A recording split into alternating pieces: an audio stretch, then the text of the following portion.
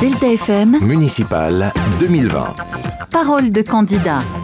Delta FM, toujours au cœur de la campagne des municipales. Et aujourd'hui, nous sommes avec, je vais vous laisser vous présenter, nous sommes avec... Franck Dersin, voilà, le maire de Téteghem, Côte-Kerque Village. Delta FM, Municipal 2020. Parole de candidat. Merci beaucoup Franck Dersin d'être avec nous. Donc, comme vous l'avez dit, vous êtes entre guillemets tenant du titre dans cette élection avec votre liste Téteghem Côte-Kerque Village entre Boise et Lac. On aura tout au long de ces 10 minutes le temps d'évoquer votre programme. Tout d'abord, question on va dire de politique politicienne. Vous avez été surpris d'avoir face à vous celle qui a été votre maire déléguée encore aujourd'hui, Isabelle Kerkhoff? Ah oui, complètement. Oui, j'étais très surpris parce que d'abord, c'est elle qui a voulu fusionner avec nous. J'ai dit oui, d'ailleurs, mais c'était son idée. Moi, je voulais plutôt au départ fusionner avec UXEM. Ça n'a pas pu se faire.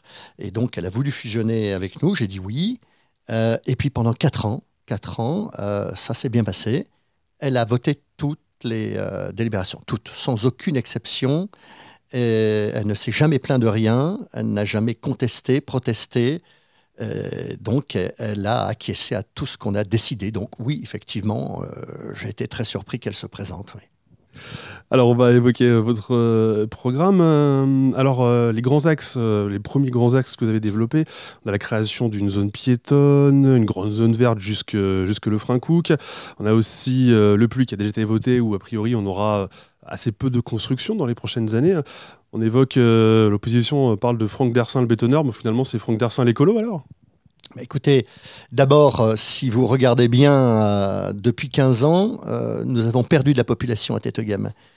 On a construit, mais on a perdu de la population parce que la population a vieilli et on est passé de 3,4 habitants à 2,5 habitants dans chaque maison.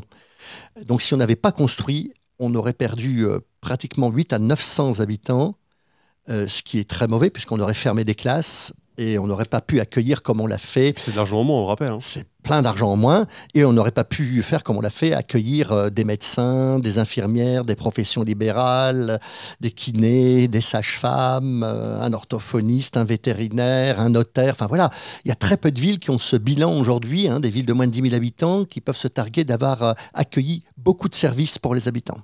Donc on l'a dit, c'est vrai que la principale mesure pour l'instant c'est cette grande zone verte jusque le Frein-Couc. Oui. Comment ça va se faire alors avec un petit coup de main de la communauté urbaine, c'est ça? Évidemment, c'est un sacré projet quand même. C'est un sacré projet, mais c'est vraiment un projet de vie. Aujourd'hui, donc vous l'avez dit, sur les nouvelles zones de construction, c'est à peine 0,5% du territoire, c'est très très peu. Les seuls endroits où on va construire, c'est tout autour du nouvel équipement communal, la nouvelle mairie, la salle des fêtes, les services techniques, c'est que à cet endroit-là. Et nous avons ce merveilleux projet avec la communauté urbaine. J'ai négocié ça avec Patrice Vergrit et on s'est déjà inscrit dans le plan pluriannuel d'investissement de la CUD, d'une liaison qui démarrait du Fort des Dunes à Le Frein-Couc, qui traverserait donc Téteghem, puis la partie de Côte-Kerque Village pour aller rejoindre le Bois des Forts et les remparts de Bergues. Alors, il faut un peu de temps pour faire ça. Ça coûte de l'argent parce qu'il faut passer au-dessus du canal de Furnes, au-dessus de la route de Furnes, au-dessus de 2 chemins départementaux, en dessous de l'autoroute, et puis au-dessus d'un canal. Donc voilà, c'est un peu de boulot, un peu d'argent. Et puis c'est dans ma délégation de la communauté urbaine de vice-président chargé du tourisme, loisirs et du nautisme. Donc voilà, c'est un beau projet qui fera que chaque habitant de Téteghem, à peu près 85% des habitants de Téteghem qui sortiront de chez eux, auront à moins de 5 minutes de chez eux, de leur porte, un espace vert public. C'est assez unique. Et surtout, ils sortiront de chez eux et immédiatement, ils pourront se brancher à ce chemin piéton cycliste qui les amènera alors là, on n'est plus entre Bois et Lac, on est même entre plage et remparts de Bergues. Et en plus, être branché sur la nouvelle véloroute, l'Eurovéloroute à Brédune, pour aller continuer en Belgique, voire même, si on veut, aller encore plus loin. D'autres projets en termes d'urbanisme, on parle notamment du quartier de Grotte, qui aujourd'hui, sans être péjoratif, c'est un peu une verrue de Téteghem. Donc voilà, là aussi, il y a un gros projet.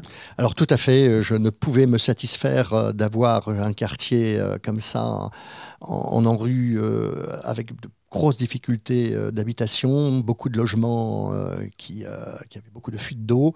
Donc enfin, là aussi, avec l'aide de la CUD et puis de l'État, nous allons donc démolir. Donc, vous voyez, je ne suis pas simplement un bâtisseur, je suis aussi un démolisseur.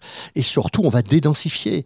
On va abattre plusieurs tours de 8 étages pour ne reconstruire qu'en rez-de-chaussée plus 2 étages. Donc, on va dédensifier, abaisser le niveau des maisons et surtout offrir aux gens de meilleures qualités de vie et de logement avec une vraie mixité sociale dans ce quartier et dans toute la ville.